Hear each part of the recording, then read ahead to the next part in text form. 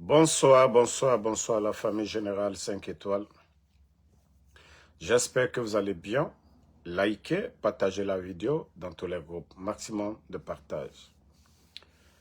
Transition CNRD. D'après les putschistes, leur mascarade se passera le 28 décembre. Une élection du jamais vue dans l'histoire de notre pays. Du jamais vu dans l'histoire de notre pays. Depuis qu'ils ont annoncé les campagnes, personne n'a vu le putschiste Mamadi Doumbouya sur le terrain. Même en Basse-Côte, il n'est pas sorti hors de Conakry. Comment quelqu'un qui prétend vouloir diriger un pays, qui parle d'élection, donc c'est pourquoi nous disons il n'y a même pas d'élection, on appelle ça du braquage. Il a juste pris le pays en otage. La Basse-Côte seulement, Kindia, Koya, Kamsa, Bofa, Boké, dans ces grandes villes de la Basse-Côte, même à Conakry, organiser un meeting, il n'a pas pu se rendre. Et aujourd'hui, vous savez, quand il se fait rare, il essaye de prouver quelque chose. Regardez, vous savez tous, l'école. Cette école, construite sur un terrain dont le dossier était devant la justice. Le terrain de El Hadj Seloudalin, président de l'UFDG. D'après eux, que domaine de l'État. Mais le président de l'UFDG n'est pas tombé sur ce domaine comme ça. Il y a des papiers qui ont été signés.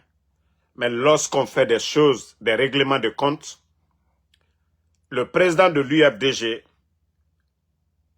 n'a pas été remboursé pour ce qu'il a investi sur le domaine et ils ont envoyé des militaires pour aller par la force faire sortir les occupants et Mamadi une école dans le coup c'est à combien? Ça dit, je vous dis, même poulailler parce que il ne rêve pas grand. Quelque chose que même le ministre de l'Éducation, ça suffisait. Mais comme je vous dis que le CNRD, ils n'ont pas de vision. Même poulailler, vous allez les voir tous. Ça, c'est une école de combien? C'est quel genre d'école? Une école primaire. Pour dire que celui qui se dit qu'il veut devenir président démocratique ou je ne sais pas, qui veut encore 7 ans de mandat. Regardez l'école comme ça pour dire que lui, il se déplace pour aller pour ça. Regardez. Voilà. École primaire, ce n'est pas une école professionnelle, une école technique, scientifique, tout simplement une école primaire. Et voilà. Tellement qu'il adore le fanfare, le nom. Il faut qu'il l'invite, il mobilise. Vous voyez? Je vous dis, ceux-là n'ont pas de vision. Voilà. Et tous ces militaires, regardez tous ces militaires-là, co-inauguration. Tous ces militaires. Et voilà, sa photo est partout. Il y a eu l'inauguration de combien d'écoles sous Alpha Condé. Mais vous avez vu la photo d'Alpha Condé, regardez. Ça dit, celui qui nous parlait de culte de personnalité. Et c'est lui, sa photo est partout aujourd'hui, comme si l'argent du contribuable guinéen, l'argent qui nous appartient tous là, comme si c'était pour lui seul. Et vous voyez, vous savez déjà que le terrain que vous avez pris, Mamadi Doumbouya, pour ceux qui ne le savent pas, au temps d'Alpha Condé, sa maison qu'il a à Landria, c'est domaine de l'État aussi. Pourquoi il n'a pas cassé sa maison de Landria?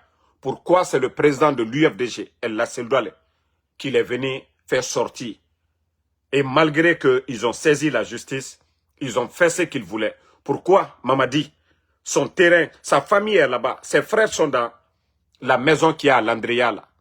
Pourtant, il a signé aussi de la manière dont il a signé pour avoir le terrain de l'Andrea là, au temps d'Alpha Condé, et c'est comme ça le président de l'UFDG.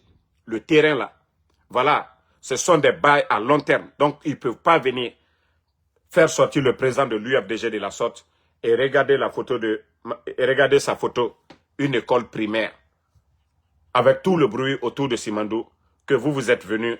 Voilà. Voici son ministre qui est là-bas, le ministre de l'Éducation. Ça n'a pas suffi. Et regardez encore Djiba Diakité. Et c'est là le Guinéen doit beaucoup réfléchir pour dire que ceux-là, ils n'ont pas d'ambition. Une école primaire. C'est-à-dire tout un gouvernement se déplace pour aller à l'inauguration d'une école primaire. Ah, la Guinée. Partagez. Vous savez, nos pages, il n'y a pas de... Surtout du côté de la Guinée, ils ont réduit le débit de connexion. Donc, il faut beaucoup partager les vidéos, s'il vous plaît. Partagez au maximum les cœurs. Voilà. Partagez avec beaucoup de cœurs. Beaucoup de cœurs. Partagez. Voilà, comme je vous ai dit, Mamadi et son clan ne rêvent pas grand. Dans un pays où il y a le sérieux, ils n'allaient pas se déplacer pour aller. Et regardez où les vrais chefs d'État doivent se déplacer pour aller. Les vrais chefs d'État, malgré que vous avez vu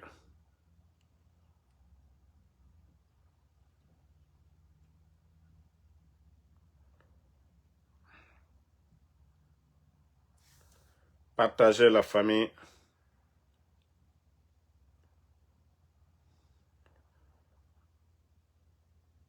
Vous avez vu, c'était l'inauguration du centre hospitalier, c'est-à-dire du côté de Bobo Dioulasso au Burkina Faso. Vous voyez, ils étaient là. Vous voyez le capitaine Ibrahim Traoré à l'inauguration de leur centre hospitalier et tout le monde a vu les images de leur centre hospitalier et vous voyez des scanners. C'est de ça qu'il s'agit. Quand un chef, ça c'était aujourd'hui, hein. Si Mamadi, lui, part pour aller inaugurer une école primaire,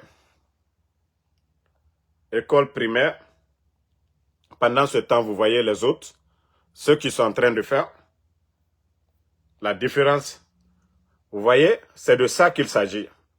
Vous voyez comment c'est beau, regardez la beauté. Ça avait commencé avant lui, hein. Mais équipé, c'est venu d'eux. Ils ont mis les moyens pour ça. Donc, Doumbouya, comme je l'ai toujours dit, il n'a pas d'ambition.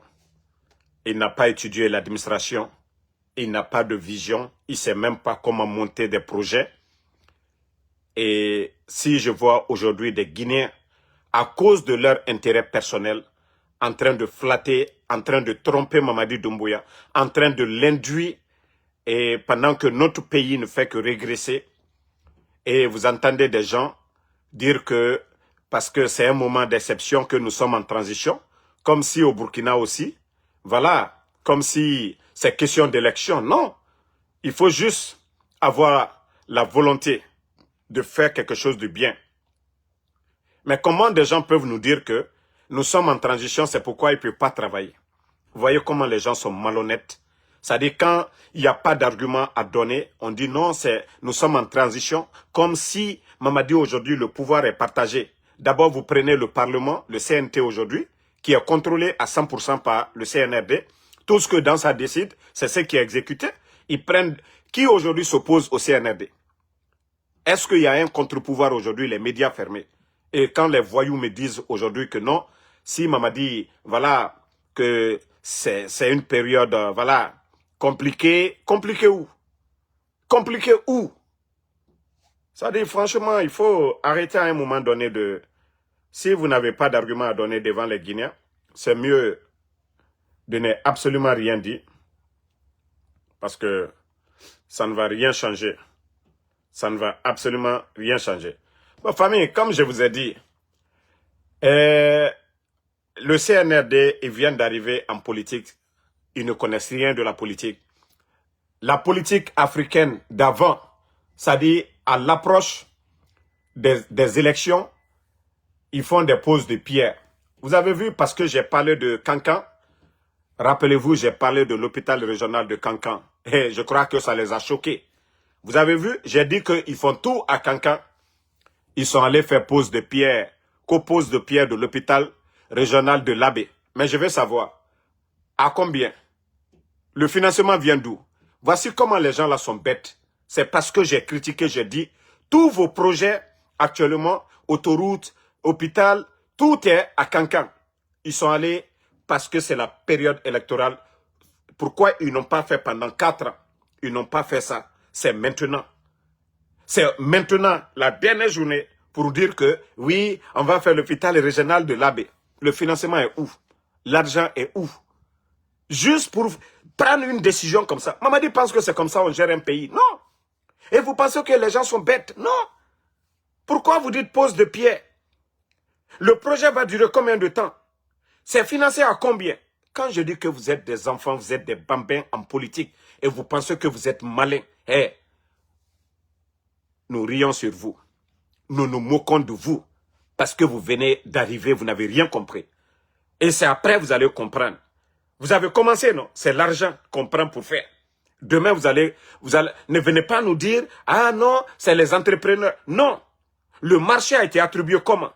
Voici des questions. C'est-à-dire, les gens là pensent qu'on est bête parce que Damaro a critiqué, oui, l'hôpital régional, vous faites tout à du côté de Cancan. Oui, on vient, pose de pierre, l'hôpital régional. Pourtant, vous êtes en campagne. S'il y avait la volonté, là, c'était depuis longtemps. Mais ce n'est pas comme ça. Et vous allez vous piéger. Vous allez vous piéger vous-même. Parce que vous n'avez pas d'argent. Vous n'avez pas d'argent, les caisses sont vides. Qui va financer l'hôpital là? Pour Cancan, là, on sait, c'est les Français. Maintenant, vous avez combien dans les caisses pour dire que vous pouvez faire des projets phares? C'est-à-dire, c'est quand on vous critique, vous avez honte maintenant. C'est quand on vous critique que vous essayez, que oui, vous allez faire quelque chose. Même, il faut voir les routes là. L'Abbé, je crois que c'est l'Abbé Pita ou quoi là. Vous avez vu comment ils ont pris des machines.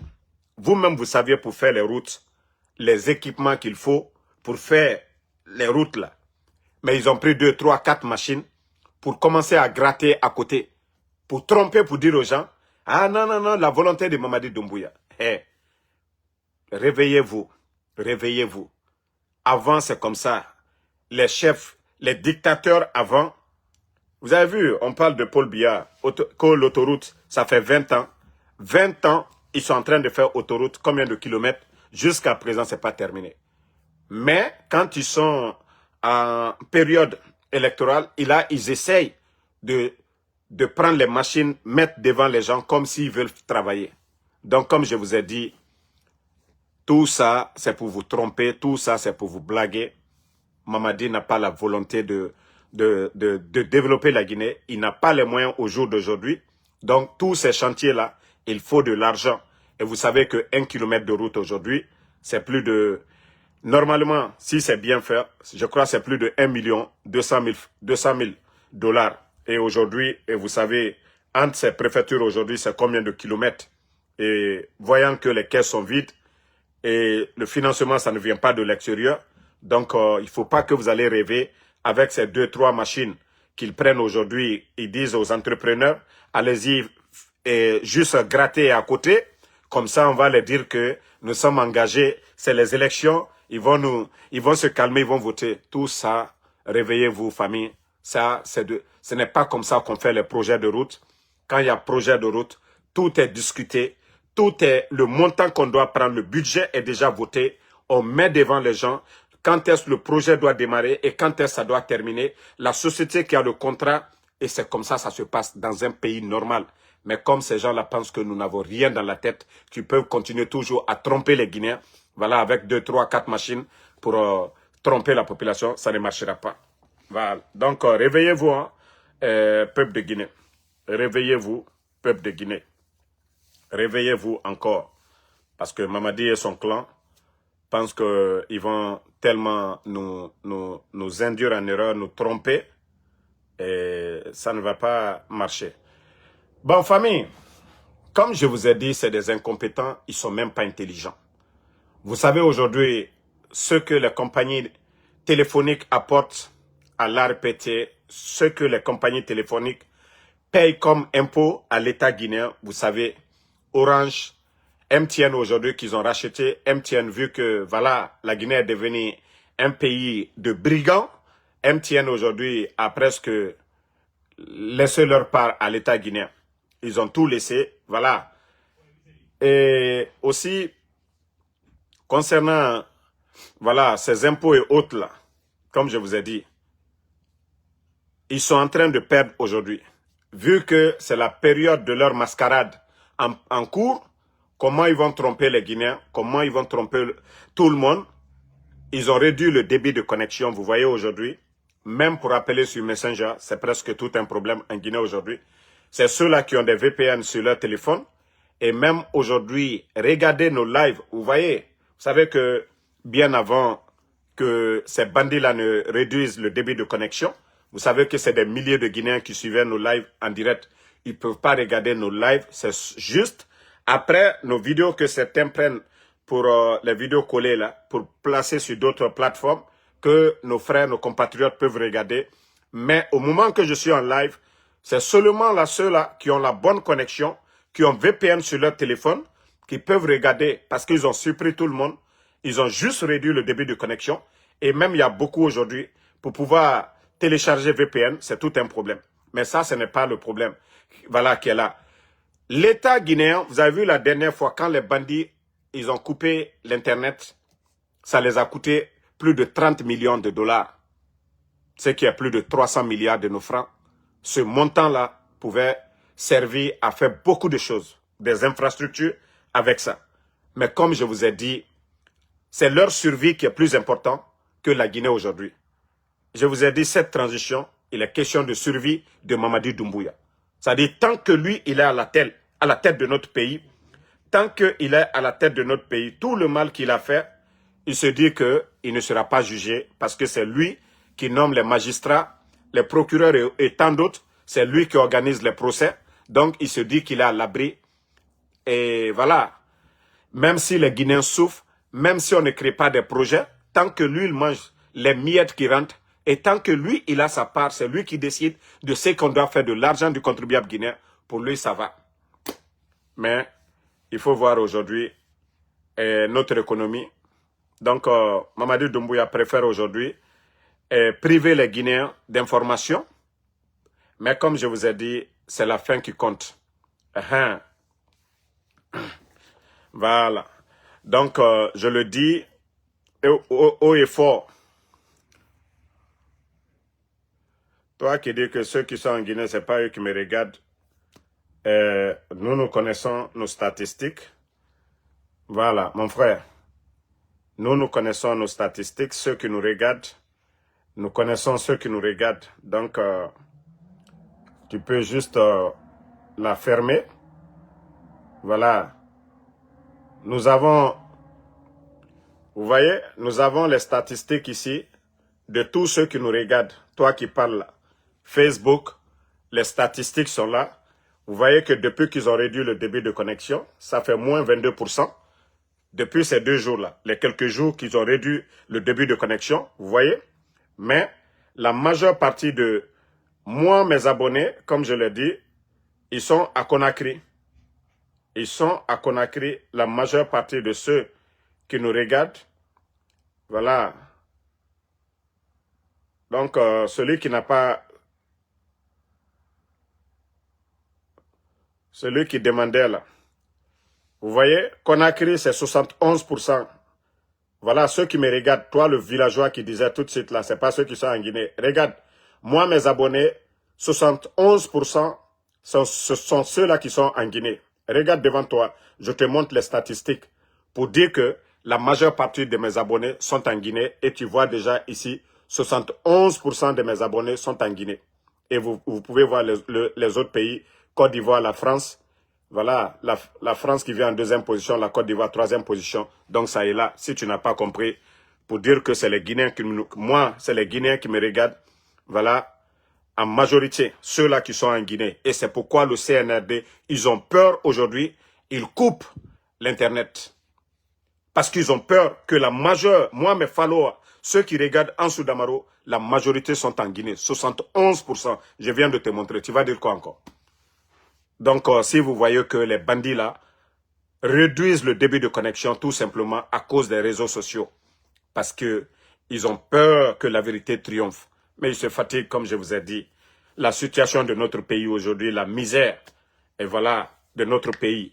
Et c'est pourquoi aujourd'hui, attendez, il y a un maudit là, je vais juste le bannir et puis on va avancer quoi. Voilà, attendez, je vais même pas dire son nom. On va juste... voilà. Donc, comme je vous ai dit, la vérité finira à triompher et le peuple de Guinée ne va pas cautionner cette dictature pour longtemps. Et je vous ai dit, ce n'est pas question d'élection. Et si Mamadi veut, il peut regarder, il peut faire organiser ses élections, s'autoproclamer 100%. Ce n'est pas ça le problème. Voilà, c'est des Guinéens qui sont tombés le 5 septembre.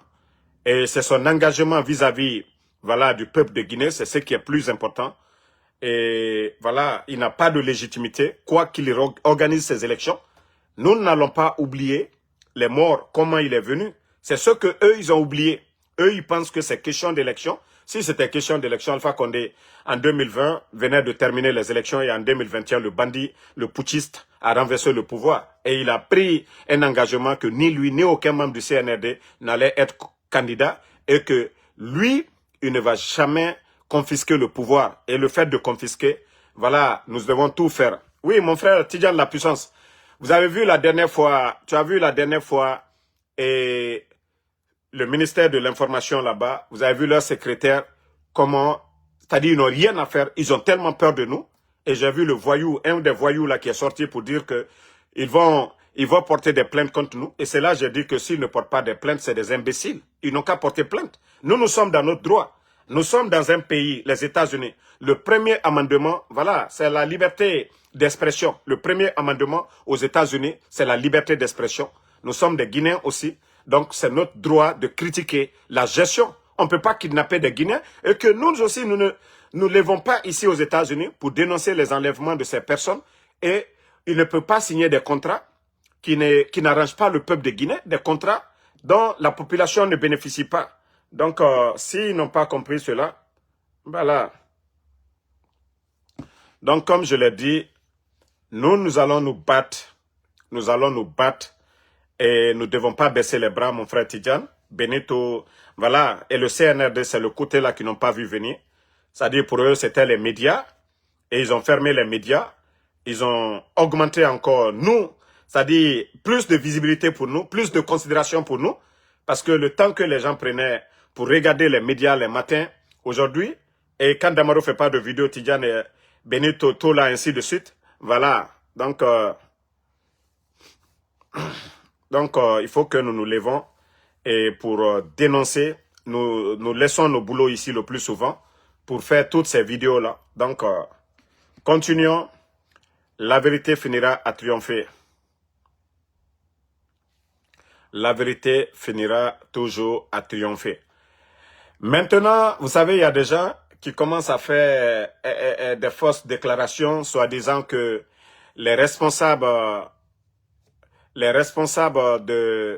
du RPG ont donné des consignes pour un candidat, que des responsables de l'UFR ont donné des consignes pour des candidats. Non, nous le disons, c'est faux et archi faux.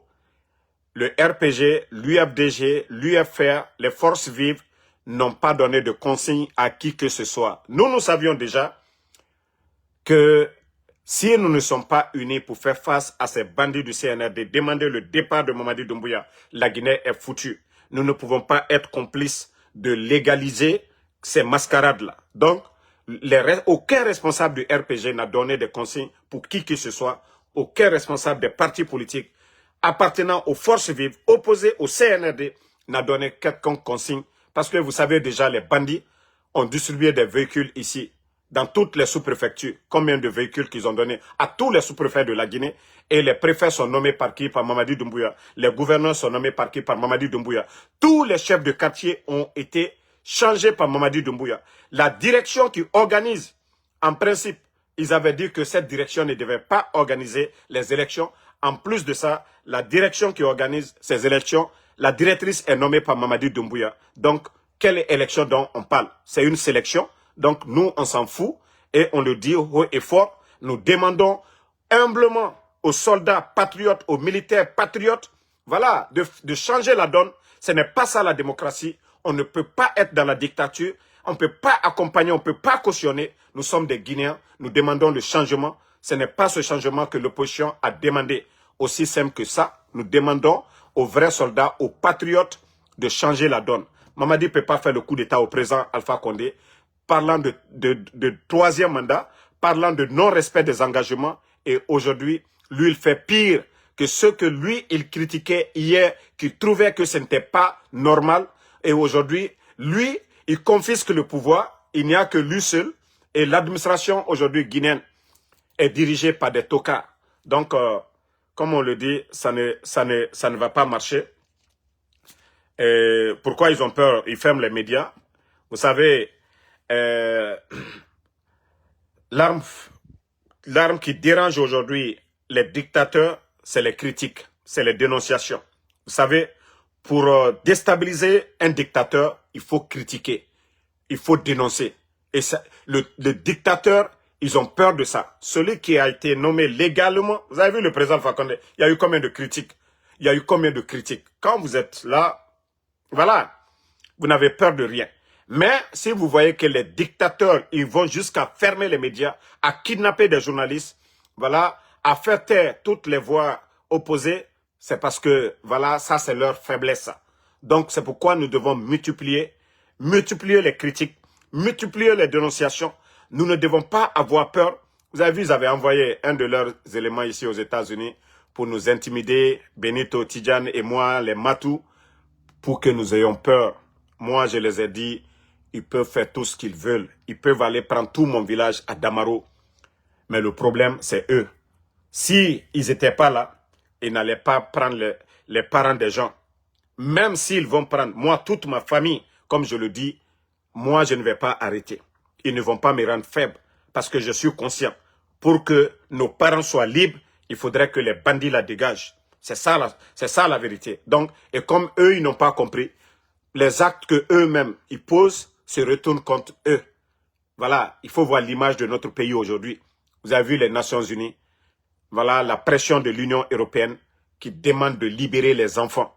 L'UNICEF aujourd'hui qui demande la libération des enfants de Eli Kamando, qui demande la libération de toutes les personnes. Et au-delà de ça, la fermeture des médias aujourd'hui. La fermeture des médias. Tapoter, bon, liker parce qu'on me dit que ça bègue. Donc tout ça là, ça les dérange. Le fait de dénoncer. Vous savez, le bandit, quand le bandit se lève la nuit, choisit la nuit pour aller voler. Mais une fois que les gens allument la lumière, ils paniquent. Quand la lumière est sur eux, ils paniquent. Et nous, nos critiques, nos vidéos, c'est comme ça, ça les dérange. C'est comme ils sont dans le noir, ils font le mal. Vous voyez les personnes qui sont tuées, les personnes enlevées. Nous venons toujours dénoncer les enlèvements. Et si nous ne dénonçons pas, la population va croire, le peuple, les gens vont penser que tout va bien. Et c'est nos critiques, c'est nos dénonciations qui les dérangent. Parce qu'ils ne sont pas démocrates, parce qu'ils ne sont pas là pour l'intérêt du peuple de Guinée. Ils sont juste là pour se remplir les poches. Et ils ont pris du goût au pouvoir. Ils ne veulent pas dégager. Mais comme je le dis, on ne va pas vous donner les détails, mais ils vont dégager. Ce qui reste clair. Voilà, on ne va pas donner de détails. Ils seront surpris et ils vont dégager. Mais pour atteindre ce niveau, il faudrait que c'est nous qui soyons là pour dénoncer. Et c'est le peuple qui doit se lever pour dire trop c'est trop. Il est temps de mettre fin à ces dérives autoritaires. C'est le peuple qui doit décider ça. Mais Onugaro, Berenugaro, Yakosia, Mutondi, Nondi Falade, la Guinée n'en perd. Et Mourabor Inakianare, 4 ans déjà, le bilan, vous savez tous que c'est négatif. Il n'y a jamais eu un projet clé du CNRD. tous les autres projets, que ce soit projet de route, voilà, programme Simandou, initié par le gouvernement d'Alpha Condé, plus de 700 millions de dollars pour les routes nationales. Et même ça, les bandits, ils ont mis la pression sur les Chinois. L'argent du contribuable est parti à l'eau, plus de 700 millions. Et les échangeurs, nous le savions tous, même pose de pierre de leur passerelle, au lieu de faire l'échangeur du côté de Kagbele. Et même ça, c'est le président Alpha Condé qui a fait la pose de pierre. Donc les bandits sont venus juste parce qu'ils sont là, c'est une continuité. Ils n'ont rien signé, ils n'ont rien monté, ils n'ont rien financé, rien ne vient des caisses de l'État. Je vous ai parlé beaucoup de l'accord 4 des 20 milliards que le président Alpha Condé avait obtenu auprès de la Chine. Et beaucoup de projets étaient financés dans ce programme. Mais à travers leur politique de servir la France, aujourd'hui la Guinée, l'accord 4 des 20 milliards est parti à l'eau. Et ce qui fait qu'aujourd'hui, le pays est endetté. L'accord cadre nous évitait. Pendant 20 ans, la Guinée n'avait pas besoin d'aller pleurnicher. La Guinée n'avait pas besoin de venir auprès du FMI, comme eux, ils sont en train de le faire aujourd'hui. L'accord cadre est avec tous ces barrages en cours. Si les barrages-là restaient au compte de l'État guinéen avec Simandou, je crois que notre pays allait être vraiment un pays émergent. Mais comme c'est des bandits, c'est des tokas, c'est des gens qui n'ont pas de vision. Comme je vous ai dit, Guy Badiakité, voilà, le CNR2 qui se tape la poitrine, qu'ils ont obtenu 15% et vous voyez des gens qui sont intellectuels, les Guillaume Aouid, venir bavader devant les Guinéens. Dans le code minier de la Guinée, ça même c'est pas Alpha Condé, ça c'est avant Alpha Condé. Voilà, dans l'histoire de notre pays, le code minier guinéen, il n'y a pas de 0%, il n'y a pas moins de 15%. Le code minier de la Guinée, ça commence à partir de 15%. Ça c'est cadeau. Il n'y a pas d'effort, il n'y a pas de magie, il n'y a pas de négociation. Toute entreprise, toutes les sociétés qui viennent chez nous, tout ce qu'ils vont signer, c'est au-dessus de 15%, à partir de 15%. Mais lorsque vous voyez des vauriens venir se flanquer, qui ne connaissent rien du code minier, dire que Mamadi, le CNRD, ils ont obtenu 15%, c'est une insulte. Vraiment, ça prouve à suffisance que c'est des gens qui ne connaissent rien du développement. Et si nous continuons toujours à laisser la Guinée dans les mains de ces bandits-là, la Guinée est foutue à jamais. Notre pays ne sera qu'un pays endetté pour les 20 ans à venir. Donc, nous n'allons pas l'accepter. Nous devons demander tout simplement leur départ. Que les bandits-là, demandez-les. Demandez qu'ils n'ont qu'à vous montrer les documents du code minier en Guinée. Que combien l'État guinéen doit gagner. Ça n'a rien à voir avec Alpha Condé. Ça n'a rien à voir avec eux. Ça, même celui qui n'a pas été à l'école, c'est-à-dire, est là, il signe. Ça, c'est cadeau d'abord. Dans le code minier de notre pays, on vous donne 15%. On commence les négociations, commence à partir de 15%. Eux, ils n'ont pas pu mettre 1% sur 15%. Et les avantages que la Guinée avait, la construction du port, ils ne l'ont pas fait. Des projets de route, des infrastructures, c'est-à-dire l'hôpital régional de Beila, ils ne l'ont pas fait. Et aussi de l'eau potable. Vous savez aujourd'hui, Simandou, c'est les montagnes, la poussière. Et vous connaissez déjà la région de Simandou pour dire que la population aujourd'hui, les eaux, les rivières sont polluées aujourd'hui. Il n'y a pas d'eau potable.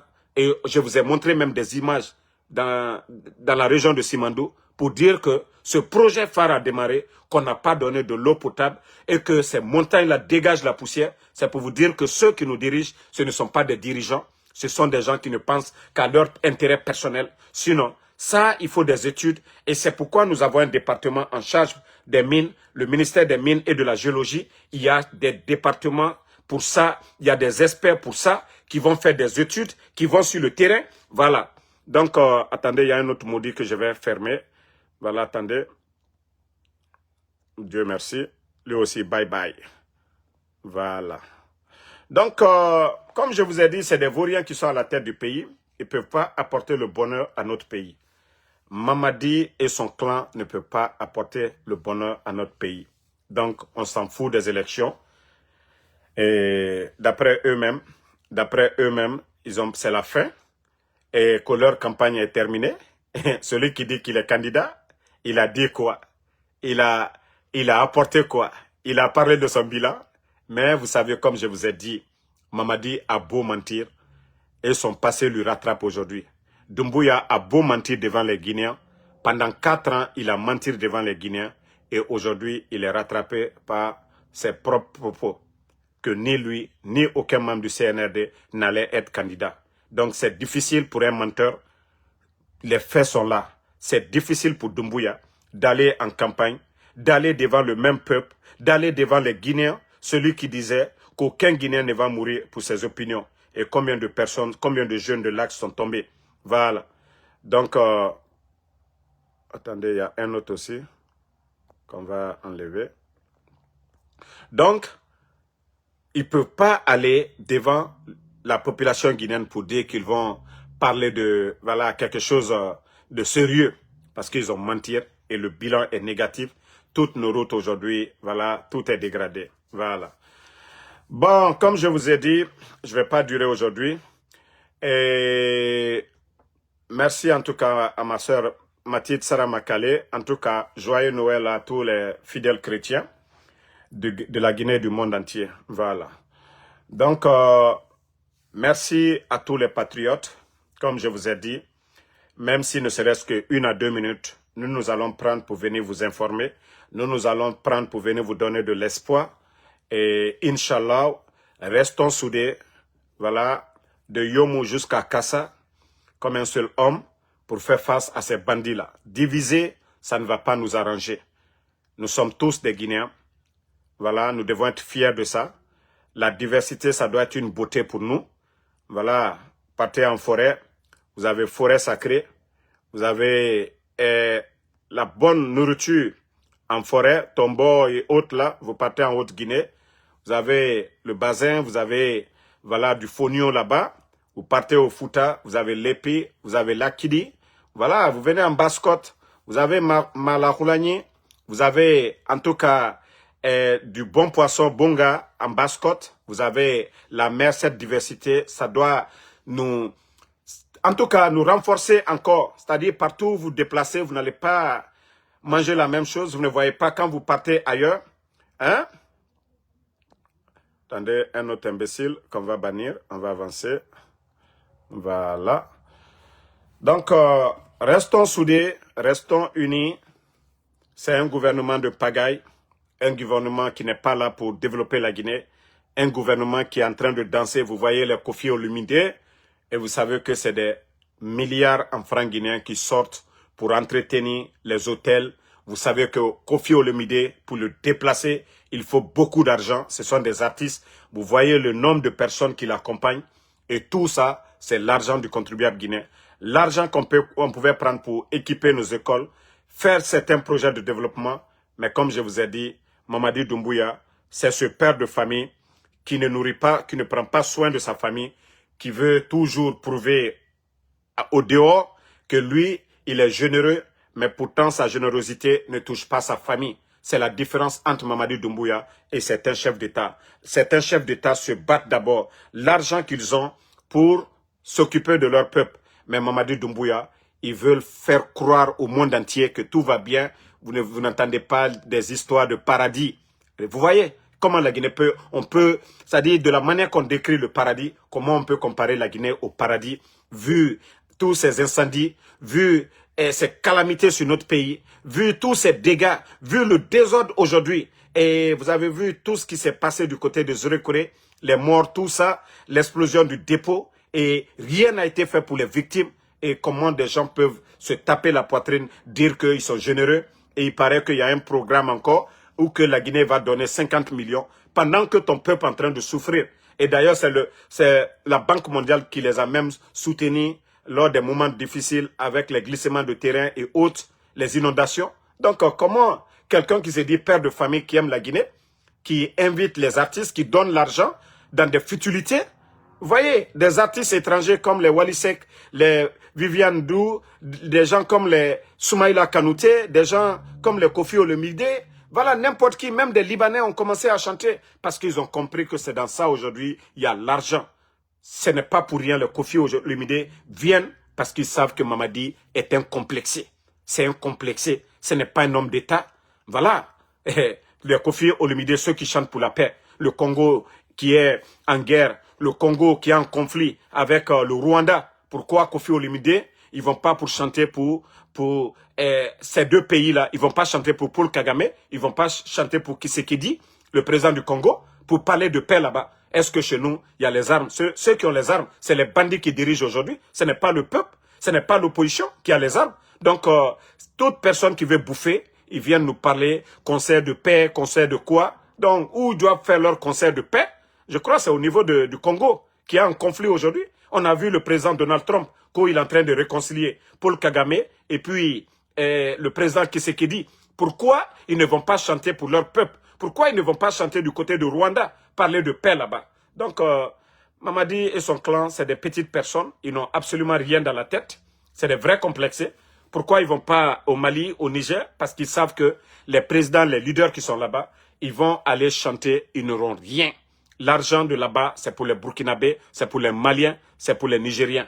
Mais comme ils savent que Mamadi, oui, c'est un complexé, voilà, comme je viens de vous dire, un père de famille qui a les dents au dehors, un père de famille qui achète pour les autres au dehors, un père de famille qui prive sa famille de la nourriture, qui prive sa famille du luxe. C'est ça Mamadi Doumbouya. Il donne des maisons aux autres et il ne fait rien pour les Guinéens. Donc, merci Fatmata Keita, merci Emmanuel Bangoura, merci Sam Arvin le Dialonké, merci Alexandre Pivi, Haba Laura, merci à vous, merci Mathieu Dassara Makale. Une fois encore, joyeux Noël à tous les fidèles musulmans de Guinée et du monde entier. Kasmiro Diabaté, merci à vous, merci voilà à Nouran Keita, à tous les patriotes. Le combat continue, la patrie ou la mort. Nous vaincrons. Donc, bonne soirée.